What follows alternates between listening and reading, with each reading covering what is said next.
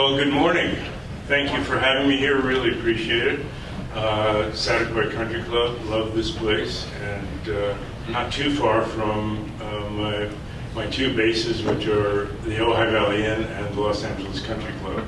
Lots of familiar faces, a lot of new faces. It's great to be here. Looks like a beautiful day, and I know you're going to enjoy the golf, so I won't keep it too long. What I'd like to talk about today, I wanted to thank Robin and also Eric Evans, who invited me as part of the education committee. And what Eric talked to me about was, he said, don't just talk about your approach to golf, but also about how we can use the mental game principles we teach in making our work and our lives better. So I'd like to be able to do a little bit of that. An outline has been handed out. I'm going to cover, it's about 3 days worth of topics, but I'm just going to touch on them, and then I want to leave plenty of time for people to ask questions, and we can talk about those. Let's start out with, what does mental game coaching mean? Okay. What I do is I help people like you, golfers, and people in business, people in their lives, get out of their own way to get the most out of their abilities. So if we just take a look at golf, let's take a look at what the relationship with the mental game and the swing is. I ask a lot of people, and I'll ask you guys, what percentage of the game do you think is mental? What would you say? 80, I heard an 80. Anybody else? 95. Do I hear, a 95? Do I hear 96? 96. 95 going once? Any more than 95? 100. 100%. Okay, well, I like to say it's 90% mental and 10% mental. So I agree with Robert. And that's because your mind runs every swing that you make. But it's not just your mind, because you can't just think the ball down the fairway. You have to have some technique. So it's the relationship between the two. I had a couple of students who had a mistaken idea about that, and they wanted to just go out and practice the mental game. So they went out without any clubs or balls. And they got on the first tee, and one of them stood up and said, okay, I think I got this. 280 right down the middle. The other guy said, not bad. I'll give it a go. 290 right down the middle. Oh, pretty good. And they hit fairways and greens and made birdies and eagles all the way around the course, and they found themselves tied in the middle of the 18th fairway. And one of them said, I think I'm away. I've got about 180. That's a smooth 8-iron for me. So I'll just. Oh, it's tracking. It's in the hole. The other guy said, you lose. I said, what do you mean? He said, you hit my ball. So it's not just a mental game. It's the relationship between the body and the mind. And that's the key to the mental game, how you can use your mind to run your body the best you can. The relationship with swing instruction is, I can help you with, if you take your dispersion pattern, in other words, ideal conditions, you make your best swings, you hit 10 balls, they're not all going to land in the exact same spot. Even Iron Byron, the robot, the balls don't all land in the exact same spot. And we're not robots, so we all have a dispersion pattern. And the size of your dispersion pattern will be in relation to your skills, your technique and your physical skills. So just like an experienced or master dart thrower would hit a couple of bullseyes and the rest would all be grouped right around it. That's a tight dispersion pattern, and an average would be, a bull could still hit a bullseye and the rest around the board. And a beginner might hit a bullseye, but also the floor and the wall, and, all over the place. So the size of our dispersion pattern, what I can do as a mental game coach, I can help you hit all your shots within your dispersion pattern. Now, if you want a smaller dispersion pattern, or you want it to be farther away from you, in other words, hit it farther, that's where the technical skill comes in. So really what the mental game is about is getting the most out of your abilities. I remember when Tiger was at his peak, people would talk about, well, you know, how does he compare to the other players? And what I said was, it's not that his skills are that much better than everybody else, but his mental game doesn't take away from those skills. You don't add to your skills through the mental game, but you get the most out of them. And that's really the difference. So every other player had to play at their best because their mental game wasn't as sharp. And what happened when he went through the trials and tribulations that he did, it was more his mental game that held him back from reaching the peaks that he had before. That's my feeling. I haven't spoken to him personally. But that's what the mental game is about. So how do you get out of your own way and get the most out of your abilities? What I present in Zen Golf is the PAR approach. And that is preparation, action, and response to results. Preparation. Do you have a clear picture of where you want to go? And where you do want to go, a positive picture. Because the language of golf is so detrimental to our performance. If you, what's the job of a golf announcer on TV? What do you think their job is? Entertainment. That's right, it's entertainment. A lot of people would say it's to describe the action. There's not that much action. But it's to entertain. And what's more entertaining? Saying, well, I think he's going to try to aim this at the left center of the fairway. As opposed to, now, if he goes too far left, he's going to be blocked out. But if he goes too far right, it's out of bounds. So he's going to want to play left. But if he doesn't carry it far enough, he's not going to be able to get around the corner. He's only got a one-shot lead. This is trouble. Now that's exciting. That's the entertainment. So they're always looking for what could go wrong. And that ends up being the culture of golf. What do we talk about? How would you describe it if you say, well, I don't want to go right at the flagstick. Where do I want to miss it? You don't want to miss it. I don't believe in something called there is something called the good miss, and that's when you top the ball but it rolls all the way onto the green. Yeah, that's a good miss. But if you hit it anywhere in your area, it's either a great shot or a good shot or one of those. So if it's a miss, it's not good. If it's good, it's not a miss. I had and this is about satisfaction and enjoyment of the game. I had a player who was very, very frustrated, and he was a good player.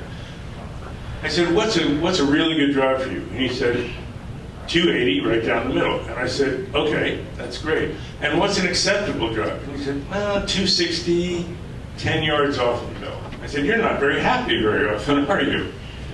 He said, what if it were anything over 240 and you can get your club on it cleanly and there's nothing directly in the way between you and the hole? He said, well, then I'd be happy a lot more often. I said, well, then change your definition of a good drive and you'll be happy more often. It's the attitude that you bring to it and acceptance. So clarity is the first thing, a clear picture where you do want to go rather than what you're trying to avoid. The second part of preparation is commitment. What happens if you're over a shot? I call these the anyways. You're over a shot and you're not quite comfortable. You're not sure you're aiming correctly, or the ball's teed up a little too high or a little too low. Maybe you feel like you're standing a little too far from it, or it's a little too forward or back in your stance. And you get up there and you think, well, I'll just go ahead and swing anyway. How do those turn out? Well, those are the anyways. That means you're not really fully committed. And commitment means being able to handle wherever the shot ends up. So giving yourself room to play is a huge key. Working with Christy Kerr, I helped her get to #1 in the world with one main instruction, and that is, in golf, you aim at a spot, but you play to an area. And once she started understanding that and seeing her areas and plotting her way around the course, it took a lot of pressure off. If you say, well, I have to land on my spot, that would be like saying, well, here's a quarter, and I have to toss it towards that table, and if I don't land in the glass, it's a bad throw. As opposed to, if I aim at the glass, but anywhere on the table is good, I'm going to relax and just toss it. It gives you so much more relaxation, so much more freedom to swing. So commitment is about not holding back and the freedom to actually make your swing without any interference. if you're aiming at a green, it's a front pin, and there's water in front, do you take the longer club or the shorter one if you're between clubs? Well, you take the longer one, of course. And then if you're looking at the pin, just as you get up there, about here, you on the way down, you think, uh-oh, too much club. And if you didn't really commit to it, you decel and hit a bad shot. So the next time you take the shorter club, halfway down you go, uh-oh, not enough club. And you gun it, and you hit another bad shot. What you need to do is accept the possibilities and say, okay, if I have a front pin, I'm going to take the longer club, but I'm not going to look at the pin, I'm going to look at the back of the green and accept that. So I had one player said, yeah, but if I'm 30 feet away, what about my chances for birdie? Well, I said, 30-foot putt is a lot easier than from the bottom of the lake. So you take your choices and you make your commitment. The third part is composure. And you see players now, when Zen Golf came out 15 years ago, people weren't taking the deep breath that they do now. It's really become very much part of the game. But that's a lot of what I present in Zen Golf is using your breathing to slow you down and calm you down. When you're under stress, physiologically, your energy moves up in your body and faster. So you're up here, and your mind's racing, and for you excellent golfers, do you want your swing to start from the top down or the bottom up, from the ground up? From the ground up, that's right. But if you're all stressed, you're up here, and that's why those swings that look like you're not really grounded come out. So one of my sayings, and what I want my players to do is, when they stand behind the ball, before they walk into a dress, take a full breath, breathe it down, connect with the ground. Now, this practice of working with the breath and calming ourselves down is something I do in my stress management clinics for corporations as well. And the new book, I think when I told people about this, they were more interested in my diet book than my golf book. But after the talk, I'm going to be back there and we'll talk about how you can get either one of them. But the whole principle of everything that we do in our lives, we want to be in the present moment. You know, you had raffle tickets, right? Do you know what it says? I don't know if it says on these, but a lot of them it says you must be present to win, right? Well, that means more than just a raffle ticket. Whatever you're doing, you must be present to win. So if you're thinking about the bad hole you just had, you're not going to be present on this hole. If you're thinking about a difficult hole or one that you think you're going to birdie up ahead, you're not on the hole that you're playing. You must be present to win. So understanding that, in the tradition of mindfulness that I teach, the breath is always present. It's something that we can always connect with. It's part of our environment that becomes part of us, and then it becomes part of our environment. The breath is an indicator of our stress level as well. If we're afraid of something, what do? We hold our breath. If we're relaxed, breath goes out. So it's really something that's very important to work with. And on the course, I know, I was just talking with somebody about Tom Watson, and he said when he started winning, it was when he was able to start to control his energy level through his breathing. So great champions know how to do this instinctively. I want to give you a direct experience of this. So I'd like everybody to sit up as if you were paying attention. That's good. Just kind of sit up in your chair. That's great. Okay. I want you to take as good a posture as you can, because when you're slumped over, you don't breathe too well. But sit up, and what I want you can leave your eyes open. What I want you to do is, I want you to take a full breath in, slowly let it out, all the way out. We'll do it together. And when it's and after it's out, just leave it out for a second, and then let it come in again. So we'll do it together. I'm going to move my hand. Don't move your hands. I'm going to move my hands so you know this is in, this is out, and that's all the way out. Okay, and I'll do it to the microphone so you can hear. Okay, breathe in, slowly out, leave it out, and let it come in naturally. let's do it one more time. Breathe in, nice full breath.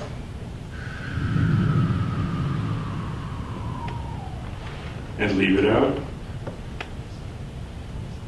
And let it come in naturally. Notice how quiet it got? So when the breath was all the way out, was your mind real chatty or was it quiet? I can hear it was quiet. And was your body uptight or relaxed when the breath went all the way out? Relaxed. So how about a settled, relaxed body and a quiet mind? Is that good preparation for a golf shot? It's good preparation for a golf shot. It's good preparation before you pick up a phone for a big phone call. It's good preparation before you go into a meeting. It's what I did before I went into this talk. You breathe and let it all the way out.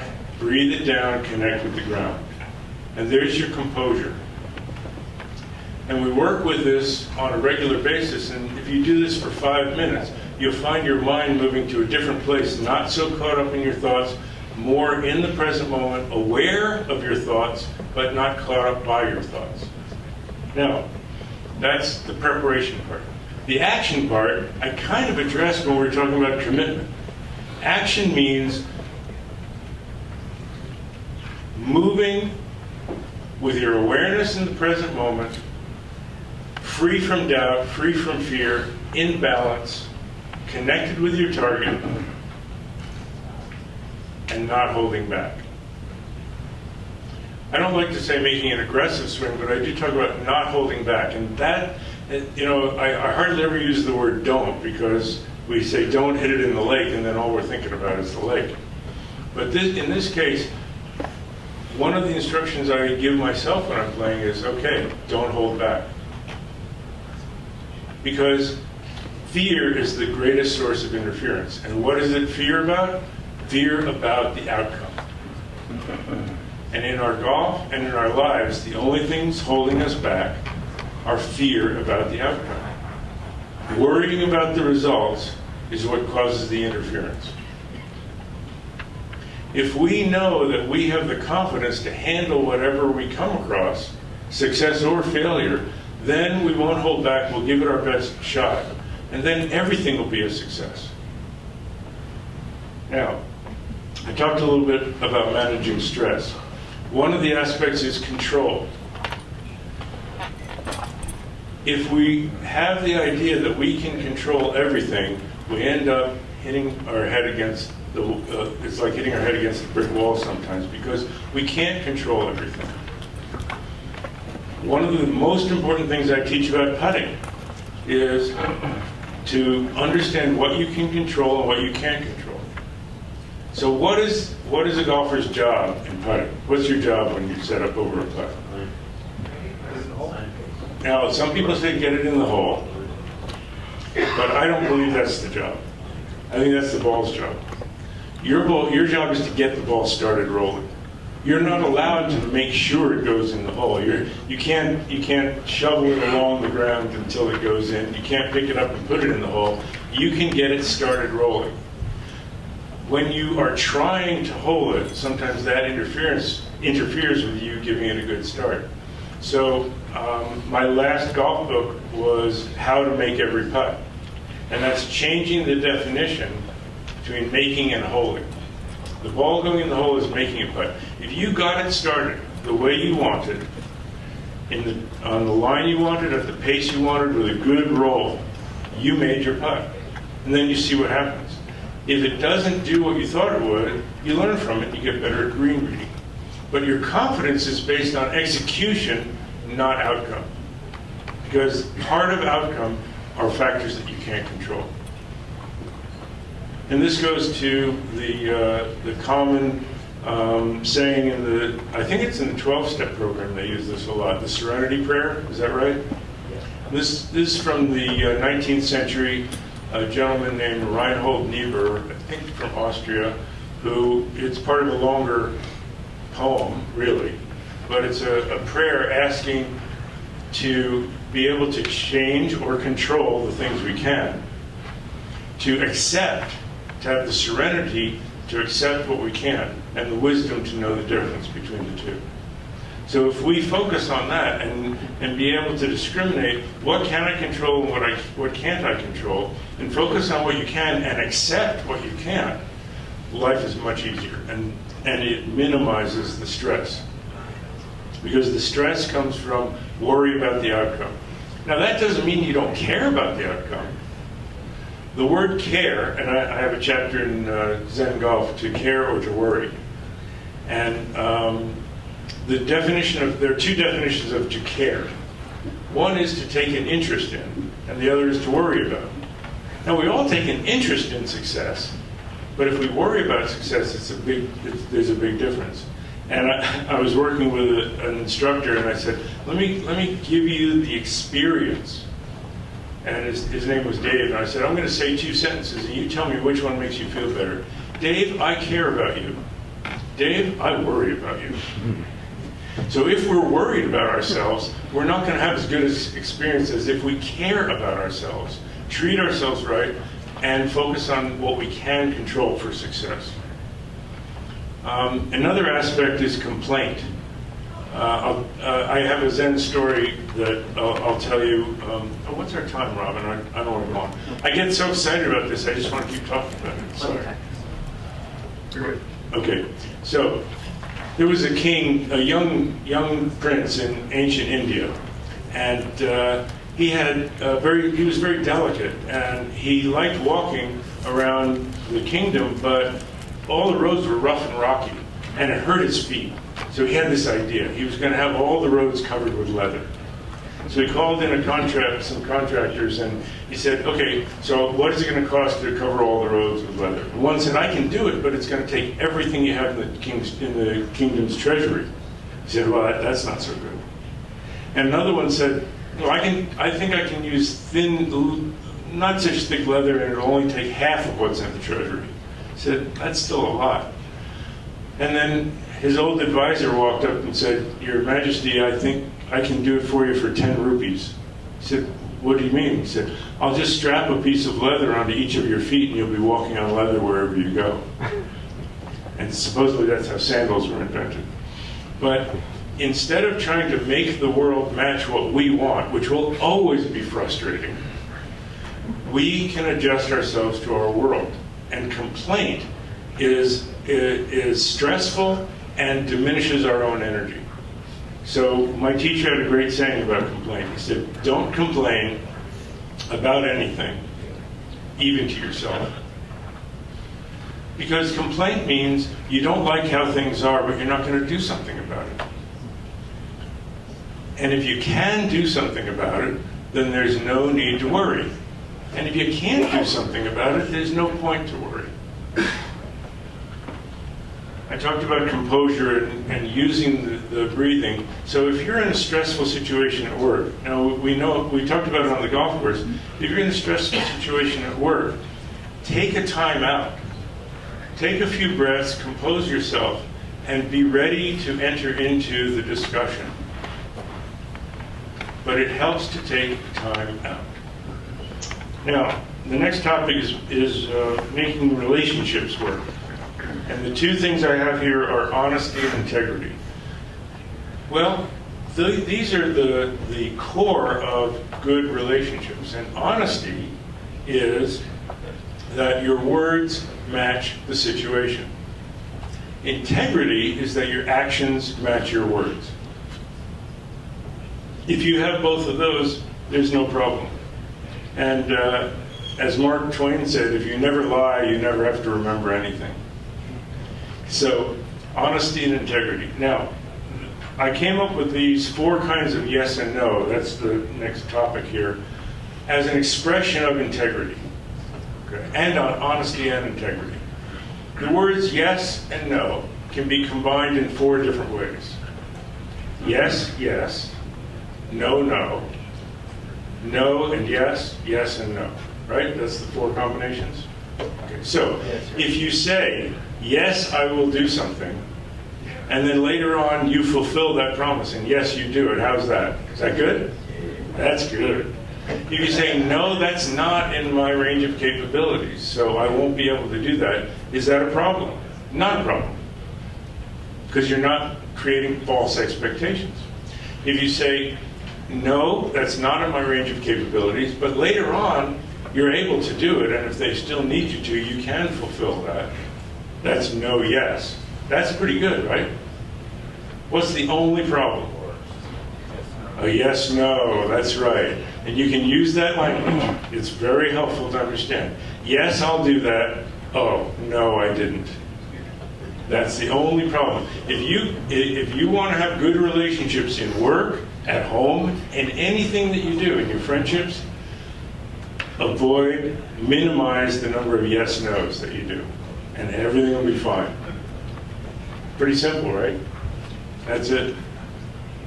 That's going to be one of my next books, but it's going to be a very short one. That's really all you need to understand.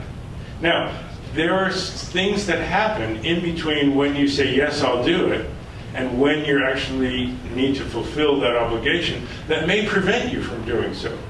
If that's the case, your job is to recognize the yes, no, and then change it into one of the other three.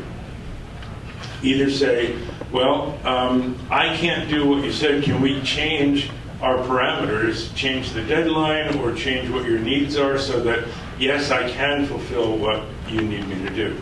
Or just say, things changed, I'm very sorry, it's now a no, and I can't do it. But I wanted to let you know as soon as I could. That's the best thing that you can do. Leaving it until the deadline and then saying, if it was a yes, no, that's when you get in trouble. Okay? Now, what I teach is called the path of continuous improvement. And the PAR approach is very essential to that. Preparation, action, response to results. How you respond to results. When you hit a good shot, I want you to reinforce that with excitement and say, that's how I always hit it when I get out of my own way. And that will keep reinforcing it, wanting you to hit it that way, and wanting you to prepare the same way again. So if you have good preparation, good action, and a good result, that will encourage you to have more of that good preparation. If you don't, if something got in the way, instead of beating yourself up, recognize, you know what, I didn't prepare well enough, and I wasn't committed in my action. And so next time, I know what I need to do to prepare better, and you will continuously improve that way. And in life, it's very simple. Taking inventory and understanding what you're trying to accomplish, what your goals are, and how you're doing, check in once in a while so that you don't get caught trying to do the same thing over and over again. And I think this is attributed to Einstein. I don't know if it really is, but he had a definition for insanity. People know what that is? Yeah, trying to do the same thing over and over again and get a different result. So you need to change. How do you change? 4 questions. These are from something called Choice Theory by William Glasser. And that is, what do I want to accomplish? Be really clear, what do I want to accomplish? And don't give yourself a yes, no. Don't set yourself up for a yes, no. Don't try to accomplish more than you really can. What do I want to accomplish? 2, what have I been doing to get that? And 3 is the real kicker. How's that working for you? You have to say, how well is that working? And number 4 is, to the extent that it's not working, what could I do differently? And then start to make changes. And what I present in Zen Golf and also in the diet book, because this is what our life and our wellness is even more important than our golf. And that's why I wrote this, because it's more about life. And that is, what am I trying to accomplish with my life and my health? And if it's not getting me what I want, what could I do differently? And you need a tool to make change. And the tool that I have is called the ninja method. You know what a ninja is? It's those black-clad figures that sneak in and win battles.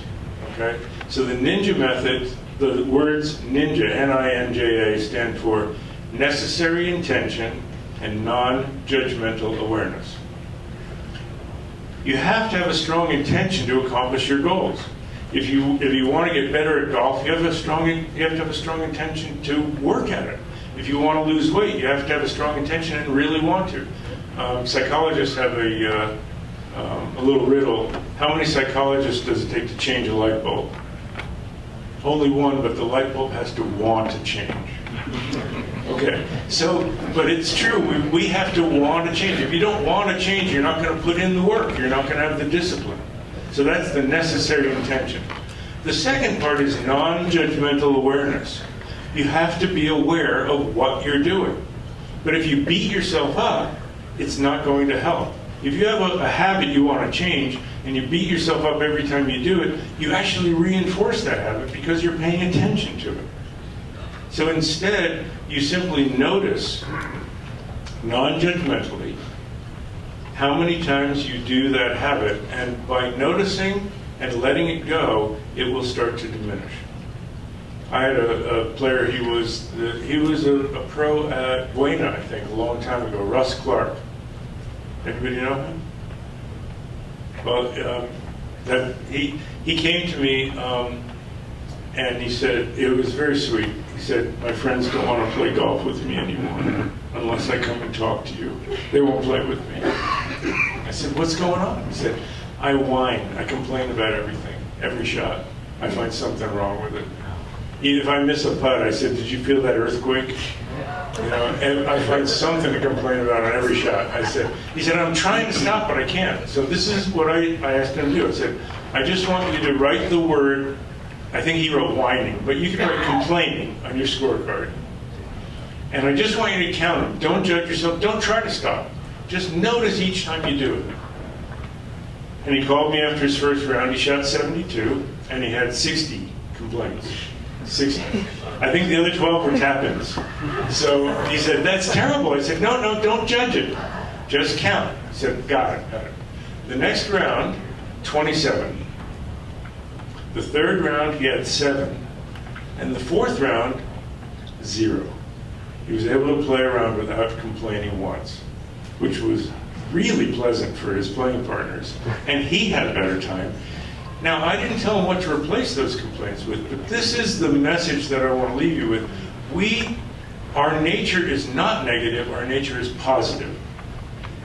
We get in our own way. If we get out of our own way, positive things happen, good things happen. Our goodness, our good qualities come out. Because what he said was, before, if I hit it in the woods, I would have said, oh, I'm dead, and complain about it, and really make a mess of the hole. But this time, this round, I said, that's where I am, but if I punch out through that opening, I'll be exactly at my 9-iron distance from the hole, and I got a chance to get up and down. Wow, that's a whole big difference that I'm dead. So it changes, it doesn't just remove the negative habit, but it invites all of the positive habits that you have waiting to come out to be there for you. And whether it's in your golf or your business or your life, you can reduce the number of yes, no's that you do. You can change things that you do physically. One of the things I did for the diet book was I stopped taking seconds. Right there. That immediately reduced calories. I started losing weight. And that's pretty simple. But you have to want to change. And I just noticed each time that I did it unconsciously, and I caught myself. And soon it didn't happen at all. So you can change habits in your body, you can change habits in your speech, you can change habits in the way that you think. And Robin asked me before I came on what I was proudest about of my work. And there's one thing that happened. I got this email quite a while ago. It was a fellow who was a champion golfer in his state and had back problems and had several back surgeries and got very depressed and feeling sorry for himself. And he said he got Zen Golf and he read it and understood there was a different way to think about things. And he said he got on the phone and called a couple of people who he knew were having similar troubles and encouraged them. And he wrote and he said, thank you for changing the way I look at my situation and the way I look at my life. And I get teary. I cried when I read it, and I get teary every time I see it. So I want to help you be better golfers. I want to help you be better business people. But what's most important to me is to help you be better people and happier and more successful in your health and your well-being in your lives. So thank you very much.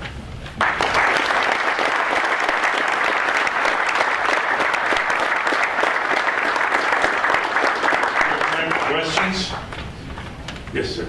You mentioned a couple things. One in particular, we obviously, and we have the same discussions with our students when they're thinking don't hit it in the water or don't hit it out of bounds. Right. The brain actually doesn't hear the do not; it hears the out of bounds or the water. That's right out of the chapter, don't hit it in the lake. Right, but at the same time, you're telling yourself don't hold back, which is also a. I know, isn't that interesting? That's the only don't that I use. Can you hear all the way back there? He was saying, yes, yeah, don't hit it in the lake, don't hit it in the water. We'd rather not have those. As far as, let's take the two parts. The lake and the water, what I use is the rather method. Instead of saying don't hit it over there, say I'd rather, if the lake's on the right, I'd say I'd rather be in the left center of the fairway. If the pin's way in the back, I'd rather be under the hole rather than don't hit it long. Those kinds of things. So couching it in positive terms. The don't hold back, that is the one exception, and it has to do with the message that we give ourselves about how we move our bodies. And you could say, let it go. That's a positive way to go. And a lot of people like that better. It's what, I don't want to prescribe any particular language. It's important for you to find what works for you. And so, let it go. I had one player say, let it fly. I actually use one where I want to get my thinking mind out of it and not give my instructions. One of the chapters in Zen Golf is during your swing is not the time to give yourself a lesson. And I actually have my thinking mind tell my body, I just say, take over. And I become the observer and let my body be the actor. Instead of being the director, I'm the observer. So I think that's a really good point. You don't have to use the word don't hold back. Don't hold back. To me, it's kind of saying the same thing as let it go. But thank you for bringing that up. It's better to avoid the word don't. So I agree with you there. So let's use free it up. How's that? You like that one? Yes. Free it up. That's good. Whatever works for you. That's what's important about this. Next question.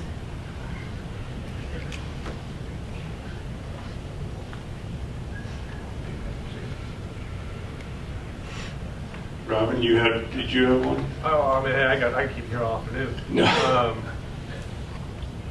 What do you think is the biggest difference between, mental game, from people like us in this room versus the VJ Sings and the Christy Kerrs of the world?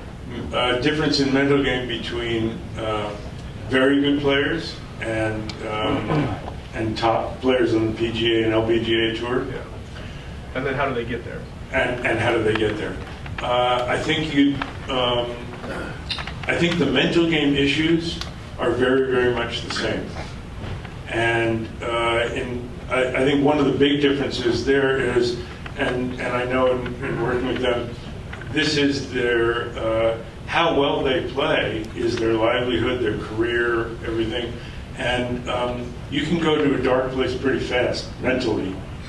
I had one player, he was basically 6 thoughts away from being a really bad person. And because he said, well, if I have a bad hole, it's going to be a bad round. If I have a bad round, I'm going to miss the cut. If I miss the cut, I'm going to have a bad year. If I have a bad year, I'm not going to make any money. If I don't make any money, I'm not a good family. I'm not a good provider for my family. I'm a bad person. That fast. And they just go like that. And so the pressure to perform, it's a different situation. But for golf. But you know what? Everybody has the pressure to perform up to their own expectations. And I think that that's really the critical thing. So when we talk about the mental game, it's the same mind is working for everybody. And that is the worry about results. And Christy's fun to work with. She likes acronyms. She came up with this one. When you worry about results, you're at war with yourself. W-A-R. Worry about results. So for all of us, when we don't trust ourselves, when we lack confidence, when we worry about how things are going to turn out and how we're going to be judged, and how we judge ourselves with unrealistic expectations, that's the source of the interference. And that's the source of the unhappiness. And to take the example of the pros, how many pros, how many tour players have you heard say, you know what, I was just having too much fun out here playing golf, and I decided I needed to grind and get down on myself. And that's why I won. You don't hear that in the winner's circle very often, right? What you hear was I was grinding, I was getting down on myself, I was miserable, I didn't feel like playing anymore, and I decided, if I'm going to be out here, at least I'm going to have some fun. And lo and behold, they won. So people think if only I could get better, I'd enjoy the game more. It actually works the other way around. If you'd enjoy the game more, you'd play better. How do you take some of these ideas to your teams, like your lead teams, your coworkers? The question Robin had was, how do you take this to your teams, to your coworkers? You start from you. If you engender those qualities, if you express yourself that way, if you are cheerful and you don't get down on yourself, what happens is the way we treat ourselves and the way we relate to ourselves gets projected out onto others. So you may not be aware of it, but you are treating others the way you treat yourself. If you're always looking over your own shoulder and you don't trust yourself, you're going to find yourself looking over your employees' shoulders. And they're not going to enjoy that very much. So applying these principles, first you apply them to yourselves, and then you communicate them in a skillful way to others. And it's really important. I'm glad you asked that. This is what I was taught by a martial arts master. He was the archery teacher and bow maker for the Emperor of Japan. And he died recently at the age of 92, and I was very fortunate to study Zen archery with him. And he said the samurai code has 3 points: listen, help, never give up. Listen to what other people need. And that is genuinely listen without your preconceptions about what you think would be good for them. Try to really hear where they're coming from. And that means, and this is difficult, but hear beyond their words. Pick up where they're coming from. Their words may not express it, but the vibe, the feeling that you get from them, you can ask about it. You say, well, you said one thing, but it seems like that your tone was expressing something else. Just ask and be open to listen without judgment. Because people won't confide in you if they feel like they're going to be judged by what they say. Second, that's listen. Second is help. Try to give people what they need, not what you think would be good for them, or because very often, subtly, you're giving them what they need to fulfill your agenda. So really try to take you out of it and say, what can I do to genuinely help from their side? And finally, never give up. Never give up on the potential of others, and never give up on yourself. So that's the message for working with others. Thank you. Well, I think we should. Oh, yes. Somebody members of clubs, they hit good on the range, and they hit great on the range, and I didn't play well on the course. What's one or two coaching? Have you ever heard of that? They play well on the range and not on the course? That's a, yes. Which one or two? That's pretty much so many people. How many people say, well, why am I a 5 on the range and a 15 on the course? That's right. Well, for one, this is really interesting. For one thing, you're not as good on the range as you think you are. Okay?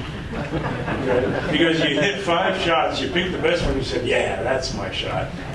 But you don't get to hit 5 on the course. And you're not as bad on the course as you think you are because you only get 1 shot at it. And this is interesting. How many of you have mounds on your practice ranges where you hit full shots? Yeah, not too many. So the range are perfectly flat, right? And what if the ball's in a divot? Do you hit it from the divot? No, you break it up and give it a nice lie, right? So their shots on the range are from completely flat lies, completely flat, nice lie. And what's the consequence of a bad shot on the range? You have to rake another ball over. That's right. That's right. So they're not as good on the range as they think they are. Okay.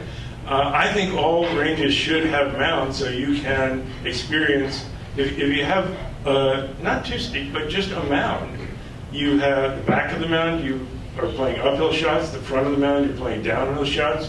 Each side, you're playing ball below your feet, above your feet. There are your shots that you're going to experience on the golf course. So about 1% of you have a range with mounds on it. How many of you, what percentage all have perfectly flat fairways all around the course? Yeah, none.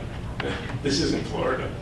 Anyway, so what I have people do is after they've warmed up and hit some shots, I want them to play as, I'd have them go to the side and hit some out of the rough, to the side of the range if they can. But at least, instead of raking the ball over, drop a ball. I discovered this. It's unbelievable the difference that you experience when you have to play the ball. As soon as you rake it over, it doesn't count. You ever rake a ball over well, with everybody watching, do you ever rake a ball over on the course to play your shot? No, you play it as it lies. So on the range, you drop a ball, and wherever it ends up, that's your shot. And do your full routine and play the shot, and just one with that club. And then you'll get an idea of how you are on the range.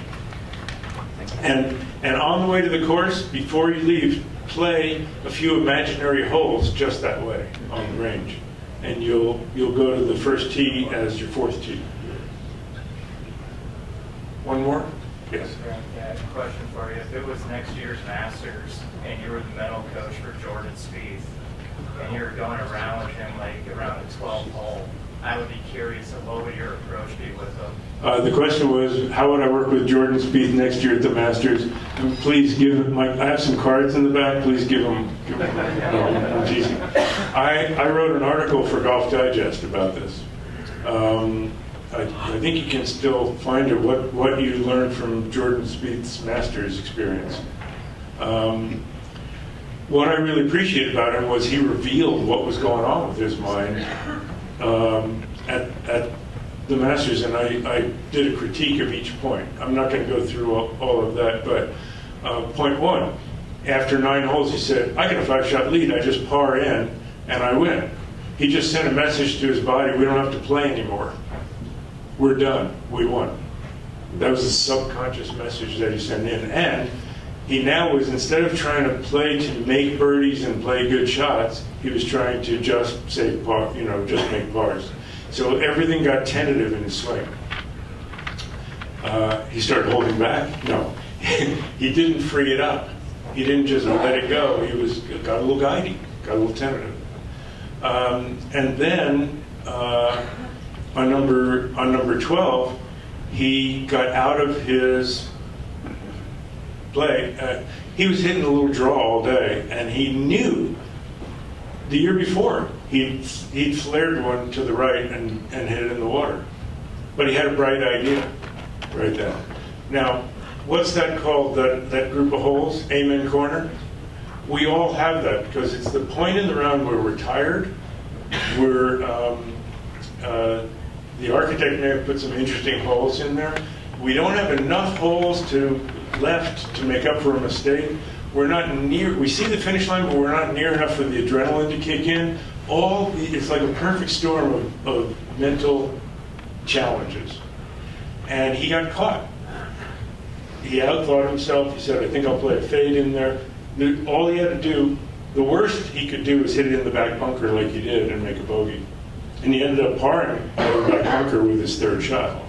So I would go through all those steps with him and say, never say, all I need is this I just need to par in to win. And what I have a simple game plan for players that take the score out of the situation. You can try this yourself or with your students. The game plan is, I want to try to make my lowest score on the upcoming hole without taking unnecessary risks. That's it. If you're 4 over with 3 holes to play, what do you want to do on the next hole? Try to make birdie without taking an unnecessary risk. If you're 4 under with 3 holes to play, don't just try to bring it to the house. Try to make birdie without taking an unnecessary risk. Where you are in the round, in the score, nobody turns in a 14-hole score, so your score doesn't matter at that point. Keep playing golf the way you've been playing. So I want to finish with one little story, and that is I'm going to be going and teaching in Ireland this summer, but I've also taught in Scotland and at the British Open, the Open Championship a number of times, and at St. Andrews is the home of golf, and there's this guy, you're doing raffles. He won a raffle for his dream come true around golf at St. Andrews. And so he practiced really hard, he took a lot of lessons, and he just tried to get as good as he could get before he went. And he was so wanting to play his best that he was trying too hard. And on the first hole, he had a bad hole. And so he tried harder, and the harder he tried, the worse he got. And the worse he got, the harder he tried, until on the 18th hole, he holes out on the 18th green, and he shot the worst round he's had in 10 years. And he's so dejected. He says to his Scottish caddy, he says, I feel so bad. I think I'm just going to throw myself into the ocean and drown. And the caddy said, well, son, you can throw yourself in, but you'll not drown. He said, what do you mean? He said, you'll never keep your head down long enough. So thank you very much for your kind attention. I appreciate it.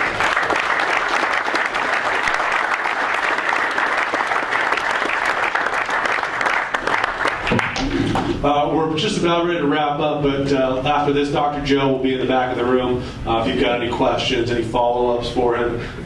Again, there's 2 books he's got out.